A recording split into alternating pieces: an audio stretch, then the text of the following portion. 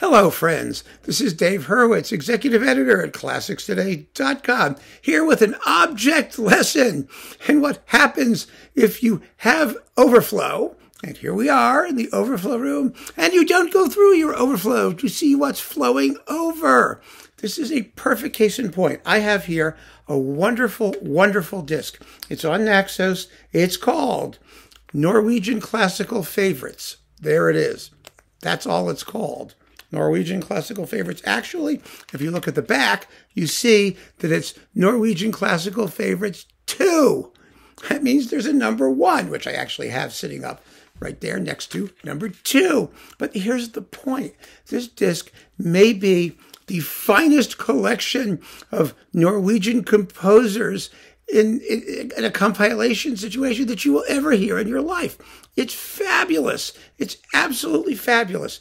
It features the Iceland Symphony Orchestra under Bjarte Engeset. And I love all the music on here, and I've always loved it, but I filed it under N for Norway, because that is the only place I would find it, because you've got, let's see, 1, 2, 3, 4, 5, 6, 7, 8, 9, 10 composers. 10 different composers. But what a delightful and fascinating assortment of music. It's amazing. Absolutely amazing. I'm going to play you some samples, and you'll see exactly what I mean. First of all, there's Harold Saeverud, 3 pieces from his incidental music to Peer Gynt, which could not sound more different from Grieg's Peer Gynt. Of course, it was written much, much later. Saeverud died in 1992.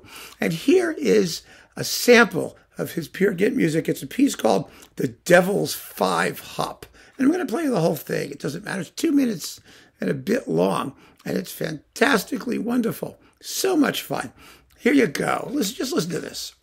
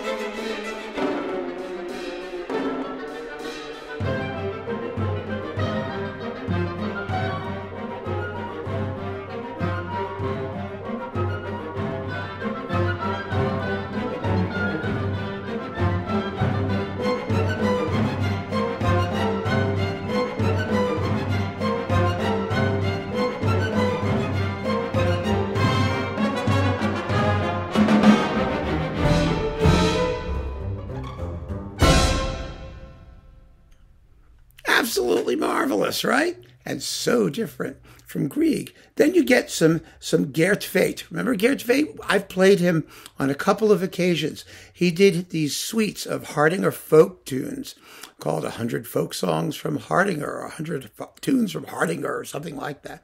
And there are a bunch of suites, 4 in all, that have been recovered from the fire that destroyed his life's work, sadly.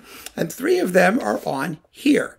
So I don't have to play them again because you've heard some of them already. You can look up where I mention him in the what you search thingy on my channel homepage.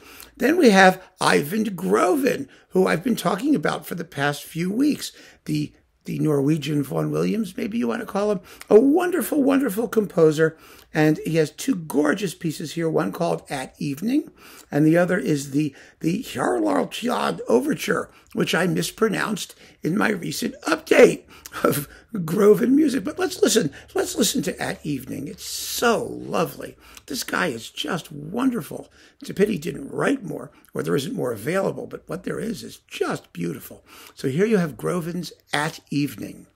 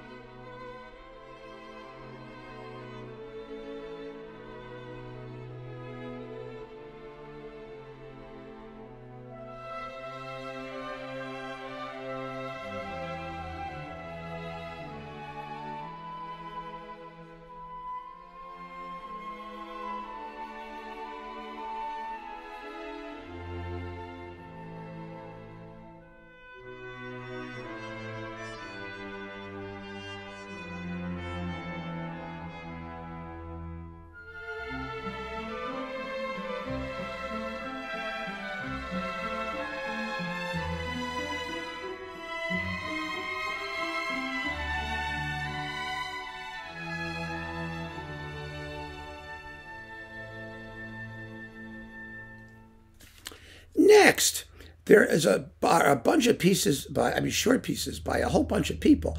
There's Edward Fliflet Brain, Out Towards the Sea, and then Gunnar Gjerstrom's Legend, and Ludwig Ergens Jensen, who also got a video of his own. Go look at it. His music's wonderful, called Ball's Song. And then another piece by Saeverud, The Ballad of Revolt, which is slightly longer. And then an absolutely fascinating work by Fartein Valen. Now, Fartein Valen was what are his dates here? He died 1952, 1887, 1952. He got a lot of props, he used to anyway, because he was the first Norwegian composer to go atonal. He developed his own kind of personal atonal style, which is very deeply affecting. I find a lot of it also very dry and somewhat uninteresting. He wrote, I think, 4 symphonies, and there are some other works as well. They're mostly very brief, very thorny, rather difficult, not always attractive in the conventional sense, but it was his personal style. And of course, being an atonal fish in a largely tonal pond, at least before 1950, got him a certain amount of press in Norwegian musical circles. And for a while, he was recorded, and most of his stuff is out there now. But he wrote a lovely piece. This is a tone poem, a 10-minute long tone poem called The Churchyard by the Sea. And I'll play you a sample of it. It's difficult, but oh my gosh, it's beautifully evocative. And it's so what it is. And it just goes to show that the musical style doesn't matter if the expression is accurate. He calls it the churchyard by the sea, and that's all you need to listen to the music and let it conjure up all kinds of evocative impressions in your mind. It works beautifully well. And I think it's a lesson, a real lesson in being true to yourself idiomatically, but also being true to the work, to the creative process, which is something that so many composers throughout history, not just modern ones, and not atonal ones, God knows, would really do well to learn.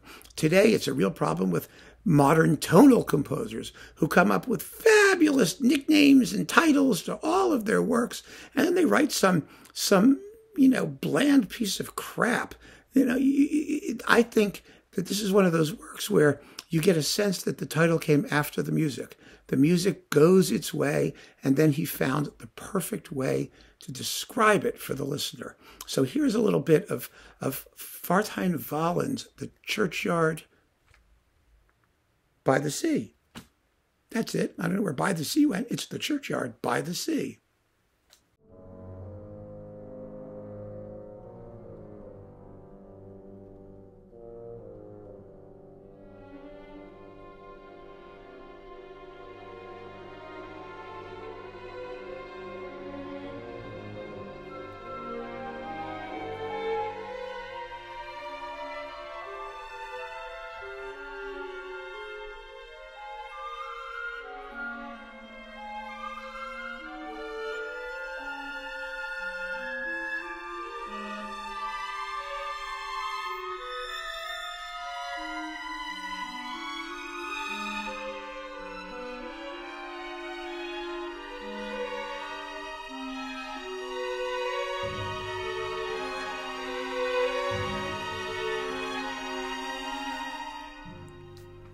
Lovely, isn't it? It's just beautiful. Lovely, lovely work.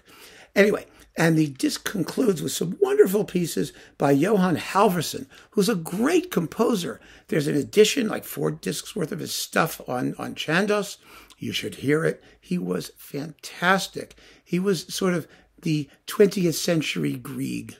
He was a romantic composer. He really was. His dates were, 1864 to 1935. And so he was the logical successor to Grieg in that particular romantic style. And these are 3 pieces from his Scenes from Norwegian Fairy Tales. And I'm going to play you the last 2 because they're linked. They run together. These are Entry of the Trolls into the Blue Mountain. You notice how things are always entering. You never, sometimes they depart. In Rimsky-Korsakov, the emperor departs. But most of the time they're entering. Anyway, this is an entrance.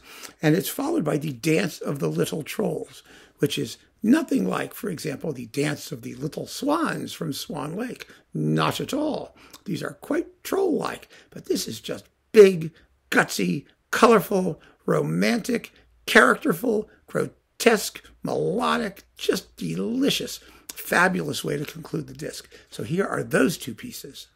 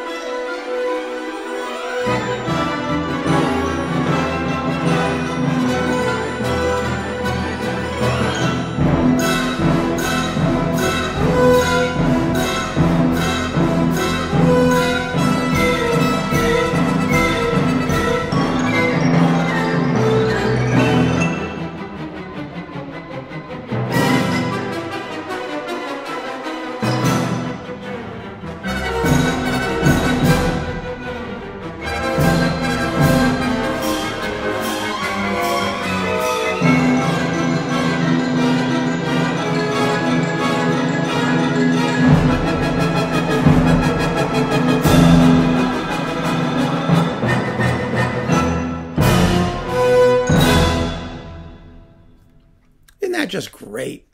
I mean, admit it. It's wonderful, isn't it? And where would you find this? You put it under N for Norway. How often are you going to take it out and play it? How often have I taken it out and played it? I loved it when it came out. I love it now. But it just happens with little tiny pieces and little collections of things. They tend to get lost in the shuffle. So I recommend very strongly that you acquire this disc, Norwegian Classical Favorites, Volume 2, if that's how it's indicated when you're ordering it. And don't let it get lost in the shuffle. It's just too good for that. It really, really is. So thank you, my friends, and keep on listening.